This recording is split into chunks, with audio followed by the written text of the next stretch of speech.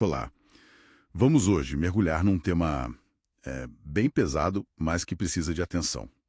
O tráfico de pessoas. A gente se baseou bastante no artigo do Flávio Antas Correia, que, olha, tem uma experiência prática grande com isso lá em São Paulo. E tem o Dia Mundial contra o Tráfico de Pessoas, 30 de julho, né? Com o coração azul como símbolo. Mas como o próprio artigo diz, é um crime meio invisível, sabe? Que a gente fala pouco. Os números são, assim, assustadores. Estudos falam de 21 milhões de vítimas no mundo e, por ano, quase 2 milhões são traficadas, movimentando tipo mais de 100 bilhões de euros. É muita coisa. A ideia aqui é tentar entender melhor esse cenário. Exato. E para começar, é fundamental a gente entender o que é tráfico de pessoas, né? O Protocolo de Palermo, que o Brasil incorporou, ajuda muito nisso. Não é só levar alguém de um lugar para outro. Tem três coisas-chave: o ato, que é recrutar, transportar, alojar, acolher; os meios, tipo ameaça, força, fraude, engano, abuso de poder ou até se aproveitar da vulnerabilidade da pessoa; e o objetivo, que é sempre a exploração. Ato, meios e objetivo. Entendi. Isso. Essa estrutura é o que define o crime. Foca na coerção, na exploração. E essa exploração, olha, pode ser sexual, trabalho forçado, que o nosso Código Penal chama de condição análoga à de escravo, no artigo 149-A, para mostrar que é sério mesmo, tirar órgãos, adoção ilegal. Nossa. E em ponto super importante, que confunde muita gente: o consentimento da vítima. Se ele foi obtido com ameaça, engano ou se aproveitaram de uma situação difícil dela, esse consentimento não vale nada, sabe? A liberdade dela foi violada de qualquer jeito. Entendido. Essa questão da coação é chave, então. Isso me leva a uma confusão bem comum. Tráfico de pessoas e contrabando de imigrantes são coisas diferentes, certo? Completamente diferentes. E é vital saber a diferença para poder ajudar quem é vítima. No tráfico, a pessoa é vítima de exploração, a liberdade dela é cortada. E olha, pode acontecer dentro da mesma cidade, nem precisa cruzar a fronteira. Ah, interessante isso. Já no contrabando de imigrantes, geralmente a pessoa concorda, ela paga um coiote para atravessar uma fronteira ilegalmente. O foco ali é a travessia, não necessariamente explorar a pessoa depois, embora às vezes aconteça também. Mas no início, o migrante busca aquele serviço ilegal. E aí sim é sempre transnacional, como diz o nosso artigo 232-A do Código Penal. Essa distinção é super importante mesmo, para não acabar culpando quem na verdade é vítima. E talvez o mais chocante é que muitas ideias que a gente tem sobre tráfico estão erradas, né? Isso deve dificultar muito reconhecer e ajudar. Vamos quebrar uns mitos. Com certeza. Vários especialistas, tipo Tiago Barcelos, Vera Vieira, Clara Scharf, falam disso.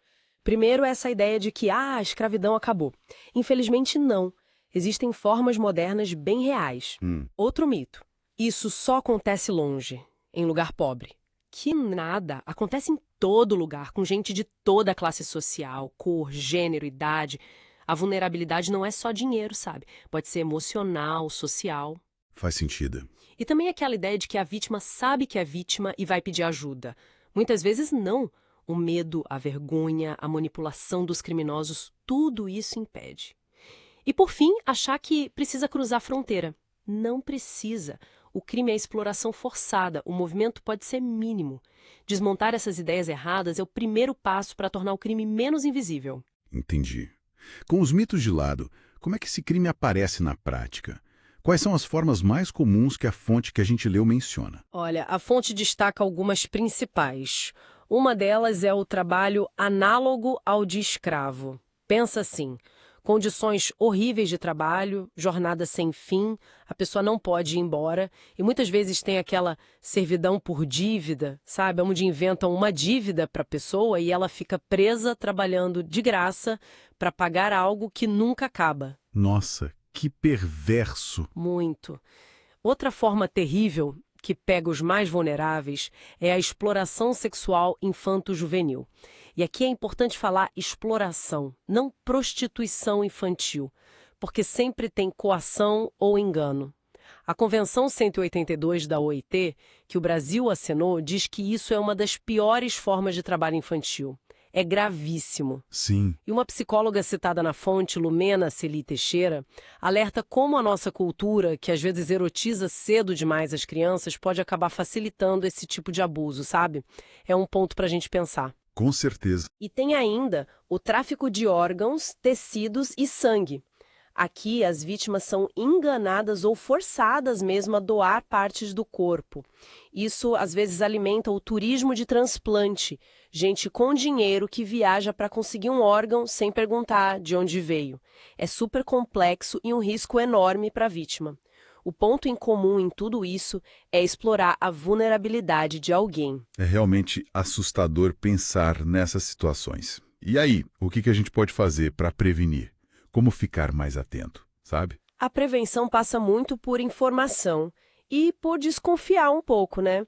O Conselho Nacional de Justiça, o CNJ, dá umas dicas boas. Tipo, desconfiar de proposta de emprego fácil demais, com salário muito alto, principalmente se for para fora. Ler tudo antes de assinar qualquer coisa. Pesquisar a empresa, se der, pedir ajuda para um advogado, especialmente se for para viajar.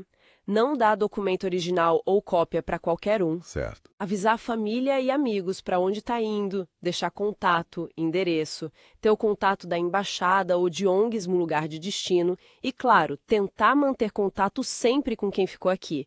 São coisas que parecem simples, mas podem evitar uma cilada. E, claro, se desconfiar de algo, ligar para o Disque 100. Denunciar é fundamental. Fica bem claro que o tráfico humano é um problema complexo escondido aí nas sombras. Para combater, precisa de um olhar atento de todo mundo, né? Não só do governo, mas da sociedade civil, cooperação entre países.